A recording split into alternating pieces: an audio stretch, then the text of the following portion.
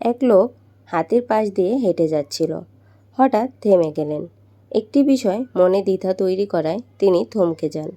তিনি দেখলেন এত বড় প্রাণীগুলো শুধুমাত্র সামনের পায়ে ছোট্ট একটি দড়ি দ্বারা বাঁধা হচ্ছিল, কোনো চেন বা কোনো খাঁচা নয়।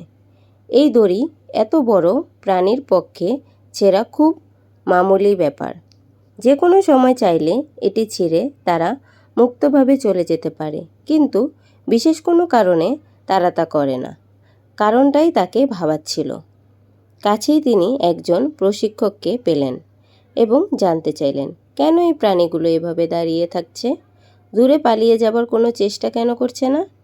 তখন প্রশিক্ষক উত্তরে বললেন, যখন তারা খুব ছোট ছিল তখনও তাদেরকে এই সাইজের দড়ি দিয়ে বেঁধে রাখা হতো, যা বেঁধে রাখার জন্য তাদের ওই সময়ের সাইজের জন্য যথেষ্ট ছিল।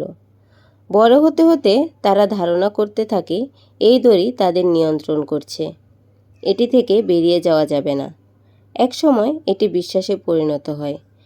যেমন এখন এদের সাইজ দড়ির চেয়ে বহুগুণ বড় হলে বিশ্বাস যে এই দড়ি এখনও তাদের ধারণ করতে পারে, তাই তারা তা ছিঁড়ে বাইরে যাবার কোনো প্রচেষ্টা কোনো দিন করে না।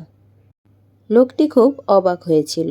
এই প্রাণীগুলো চাইলেই তাদের বন্ধন থেকে বাইরে আসতে পারে, কিন্তু শুধুমাত্র তারা পারবে না এই বিশ্বাসের কারণে তারা সেখানেই আটকে থাকে যেখানে তাদের আটকে রাখা হয়।